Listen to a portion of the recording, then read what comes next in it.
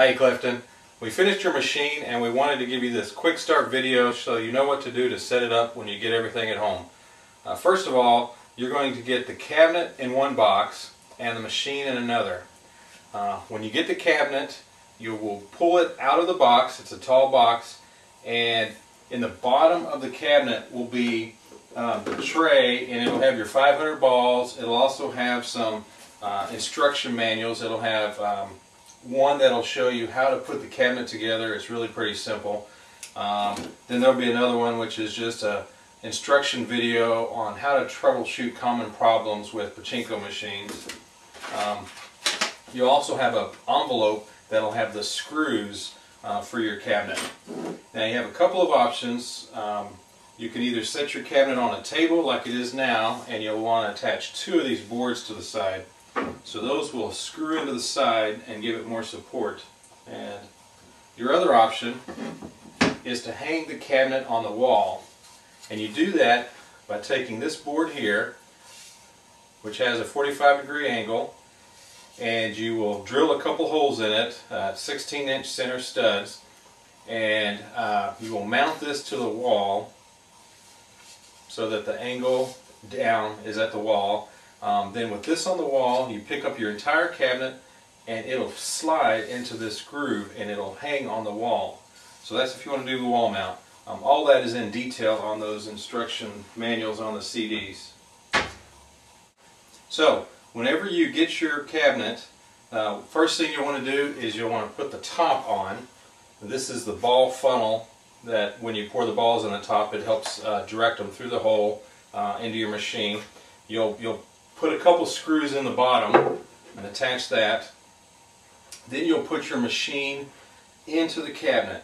And it's a tight fit, so you just push it in evenly. Kind of set the bottom in and push the top in, and then at the same time kind of slide the whole cabinet in, working it in until it's completely flush. So where the wood is of the cabinet, it's flush with the machine.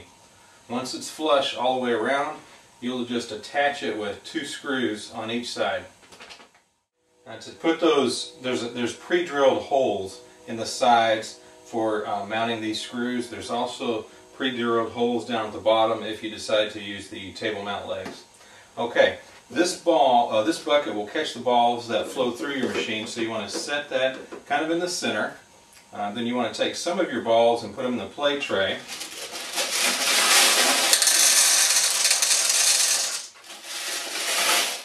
Okay, now we'll turn the machine around and see how to set up the back.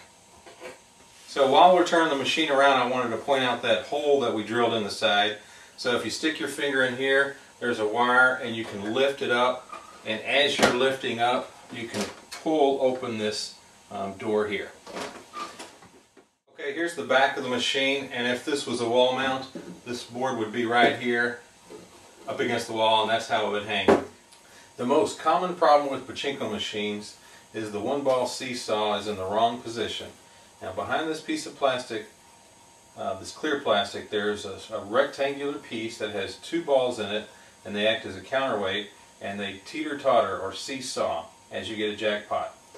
Right now it is in the wrong position. The seesaw is kind of leaning down towards the right side is leaning down. Below here, there is a little piece of metal, and you can kind of see there, I just reset the seesaw and it tilted up. So that's the proper position. You just push up on that metal, and as you push up on this metal, it resets your seesaw. Now it's in the correct position. Your machine will pay out jackpots. The next thing we can do is we can connect your 9-volt battery. So if you just connect that, now it'll be ready to go. As you get a jackpot, as this seesaw tilts down, it'll make a connection, and a light bulb behind here will flash that you'll see on the front of the machine. So we're going to add balls to the top, and as you do, they will fall through into your supply tray. A few of them may bounce out and fall down. We'll go ahead and put some in.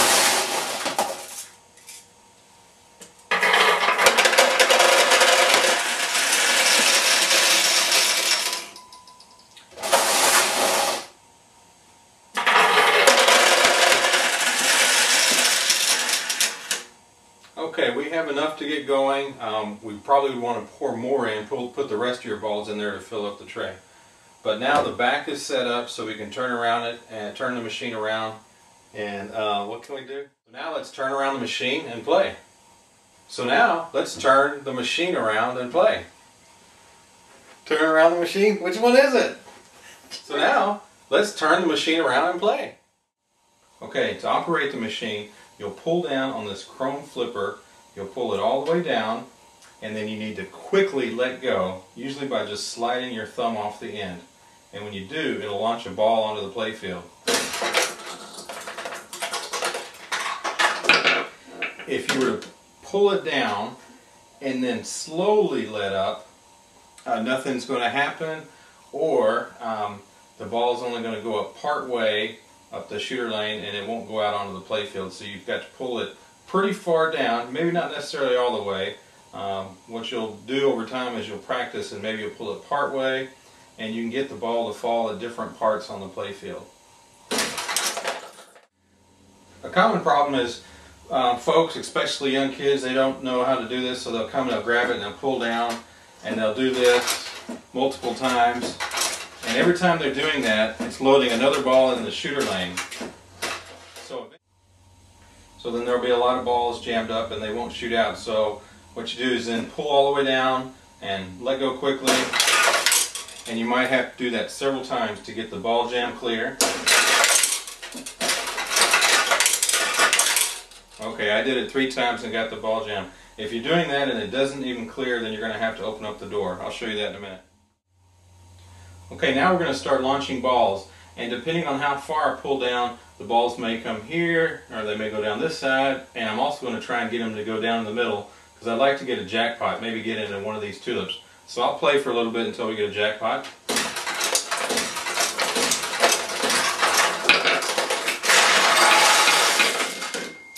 Okay, so we got a jackpot, a ball went in, and it fell through. And we saw the light flash here in the center, and then it paid us out about 11 balls for a jackpot.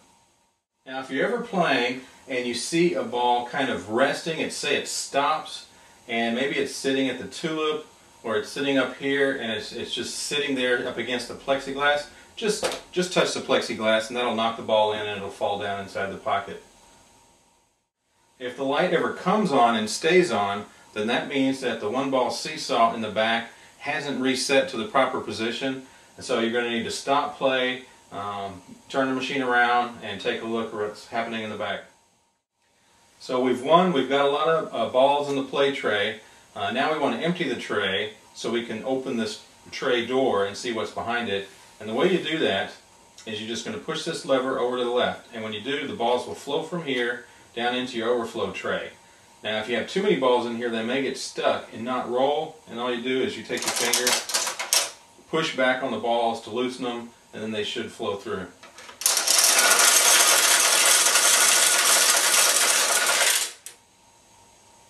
Okay, we're now going to open up the machine, to open up that door. So what we're going to do is we're going to stick our finger in the hole in the side of the machine so we can lift up that wire. Then we're going to pull the door open. Pull it all the way open. Then you're going to grab this blue tray. I usually grab it with 2 hands, one on each side, and you're going to pull it forward towards you. There's this little piece of metal here, and there's this piece of metal here. This slips into that, and that's what holds the door closed. So with this open now, if you had a ball jam with lots of balls in here, you could have access to get those and take them out. Also, whenever you're putting the machine away and storing it, you may need to open this door to get any balls out that are in here.